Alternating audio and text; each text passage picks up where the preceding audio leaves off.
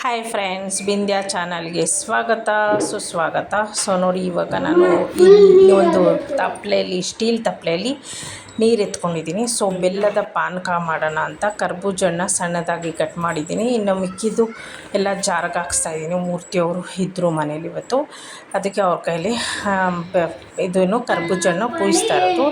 So ಅವರೆಲ್ಲ ಕುಯ್ದು ಜಾರಿಗೆ ಹಾಕಿದೆ. ಇವಾಗ ಅದೇ ಜ್ಞಾಪನ ಬರ್ತಾಯಿದೆ. ತದನಂತರ ರುಬ್ಬಾದ್ಮೇಲೆ ಬೆಲ್ಲದ ಪಾನಕ ಇಟ್ಕೊಂಡಿದ್ನಲ್ಲ ಅದಕ್ಕೆ ಹಾಕಿದ್ದೀನಿ. ಸೊ ಅದೆಲ್ಲ ಒಂದು ದಬ್ಬರಿಗೆಗೆ ಹಾಕ್ಕೊಂಡಿದ್ದೀನಿ ನಾನು. ಏನಕ್ಕೆ ಅಂದರೆ ಫಸ್ಟು ಬೆಲ್ಲ ಕರಗ್ಸೋಕ್ಕೆ ನೀರಿಟ್ಟಿದ್ದಲ್ಲ, ಅದರಲ್ಲಿ ಬೆಲ್ಲ ಚಚ್ಚಿ ನಮ್ಮ ಬಿಂದ್ಯಾ ಕೊಟ್ಟಳು. ಅದೆಲ್ಲ ತೆಗ್ದು ನಾನು ಇದರಲ್ಲಿ ಹಾಕಿದೆ, ಕರಗಿತ್ತು. ಆಮೇಲೆ ಬೆಲ್ಲನ ಸೋದಿಸ್ಕೊಳ್ಬೇಕು, ಯಾಕಂದರೆ ಕಲ್ಲು ಸಣ್ಣ ಸಣ್ಣದಿರುತ್ತೆ ಅಥವಾ ಏನಾರ ಕಸ ಕಡ್ಡಿ ಇದ್ದರೆ ಅದನ್ನ ಸೋದಿಸ್ಕೊಂಡು ಆಮೇಲೆ ನಾನು ರುಬ್ಬಿಟ್ಕೊಂಡಿದ್ದಂಥ ಕರ್ಬೂಜ ಹಣ್ಣು ಅದರೊಳಗಡೆ ಸೇರಿಸಿದೆ.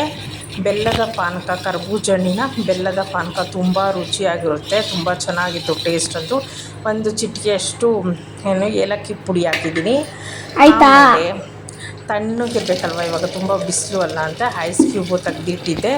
ಒಂದು 4-5 ಐಸ್ ಕ್ಯೂಬ್ ಹಾಕ್ಕೊಂಡೆ. ಇನ್ನೂ ಬೇಕಾದವರು ಗ್ಲಾಸ್ಗೆ ಹಂಗೆ ಹಾಕ್ಕೊಬೋದು ಅಂತ ಎಲ್ಲ ಟ್ರೇಗೆ ತೆಗ್ದಿಟ್ಟೆ. ಸೊ ಆಮೇಲೆ ನೋಡಿ, ಈ ಥರ ಸೋದಿಸ್ಬಿಟ್ಟು ಆಮೇಲೆ ಎಲ್ಲ ಗ್ಲಾಸ್ಗಳಿಗೆ ಸರ್ವ್ ಮಾಡಿದೆ. ಆಮೇಲೆ ಸ್ವಲ್ಪ ಬಾಯಿಗೂ ಸಿಗಬೇಕು ಅಂದ್ಬಿಟ್ಟು ಕರ್ಬೂಜ ಹಣ್ಣು ಅರ್ಧ ಕಟ್ ಮಾಡಿ ಸಣ್ಣ ಸಣ್ಣ ಪೀಸಾಗಿ ಅವ್ರ ಜ್ಯೂಸ್ ಒಳಗಡೆ ಹಾಕಿದೆ. ಚೆನ್ನಾಗಿತ್ತು. ಇನ್ನು ಅರ್ಧ ನಾನು ರುಬ್ಬಿಟ್ಟೆ. ಒಂಚೂರು ನೀರು ಹಾಕ್ಕೊಂಡು ರುಬ್ಬಬೇಕು, ಇಲ್ಲಾಂದರೆ ಪೇಸ್ಟ್ ಗಟ್ಟಿಯಾಗಿ ಜಾರು ಕೂಡ ರುಬ್ಬಲ್ಲ. ಅದಕ್ಕೋಸ್ಕರ ಸ್ವಲ್ಪ ನೀರು ಹಾಕಿ ರುಬ್ಬಿದ್ರೆ ಚೆನ್ನಾಗಿರುತ್ತೆ. ಒಂದು ಚಿಟಿಕೆ ಏಲಕ್ಕಿ ಪುಡಿ ಹಾಕಿದ್ರೂ ಸಾಕು, ತುಂಬ ರುಚಿಯಾಗಿರುತ್ತೆ. ಬೆಲ್ಲದ ಪಾನಕ ಇದು, ಕರ್ಬೂಜ ಹಣ್ಣಿನ ಬೆಲ್ಲದ ಪಾನಕ. ಮೂರ್ತಿಯವರು, ಬಿಂದ್ಯಾ, ಇವು 3 ಜನನೂ ಸೇರಿ ಮಾಡಿರೋ ಅಂಥದ್ದು ಬೆಲ್ಲದ ಪಾನಕ. ತುಂಬ ರುಚಿಯಾಗಿತ್ತು. ಮತ್ತು ಮಜ್ಜಿಗೆಗೆ ನಾನು ಕಟ್ ಮಾಡ್ತಾ ಇದ್ನಲ್ಲ ಕೊತ್ತಂಬರಿ ಸೊಪ್ಪು, ನೋಡಿ ಅದು ಒಂಚೂರು ಬಿದ್ದೋಗ್ಬಿಡ್ತು, ಅಂದರೆ ಒಂದು ಎಲೆ.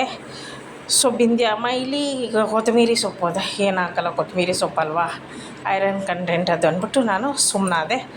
ಸೊ ಈ ವಿಡಿಯೋ ನಿಮಗೆ ಇಷ್ಟ ಆದರೆ ಲೈಕ್ ಮಾಡಿ, ಶೇರ್ ಮಾಡಿ, ಪಕ್ಕದಲ್ಲಿರೋ ಬೆಲ್ ಐಕನ್ ಕ್ಲಿಕ್ ಮಾಡಿ.